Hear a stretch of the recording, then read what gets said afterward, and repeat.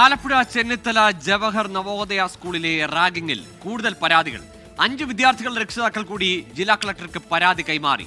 എന്നാൽ school chairman കൂടിയായ ജില്ലാ കളക്ടർ പരാതികൾ തള്ളി.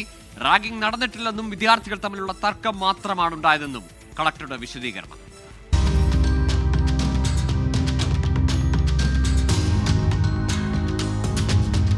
സീനിയർ വിദ്യാർത്ഥികളിൽ നിന്ന് ഉപദ്രവമേൽക്കേണ്ടി വന്നെന്ന് ചൂണ്ടിക്കാണിച്ചാണ് 5 വിദ്യാർത്ഥികളുടെ രക്ഷിതാക്കൾ കൂടി പരാതി നൽകിയത്. സംഭവ ദിവസം സ്കൂൾ പ്രിൻസിപ്പൽ അടക്കമുള്ളവർ ആവശ്യപ്പെട്ടത് പ്രകാരമാണ് പരാതിയിൽ നിന്ന് പിന്മാറിയതെന്നും കളക്ടർക്ക് നൽകിയ പരാതിയിൽ പറയുന്നു. പോലീസിലും സ്കൂൾ ആന്റി റാഗിംഗ് സെല്ലിലും പരാതി കൈമാറി. ആരോപണ വിധേയരായ വിദ്യാർത്ഥികളെ സ്കൂളിൽ നിന്ന് പുറത്താക്കണമെന്നും രക്ഷിതാക്കൾ ആവശ്യപ്പെട്ടു.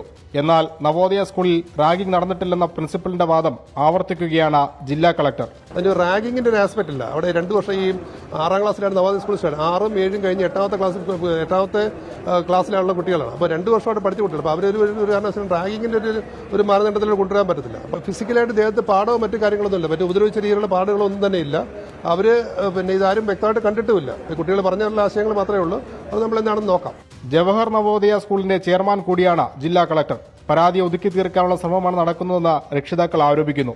നടപടിയില്ലെങ്കിൽ മുഖ്യമന്ത്രിയെയും വിദ്യാഭ്യാസ മന്ത്രിയെയും നേരിൽ സമീപിക്കാനാണ് രക്ഷിതാക്കളുടെ തീരുമാനം. 24 ആലപ്പുഴ.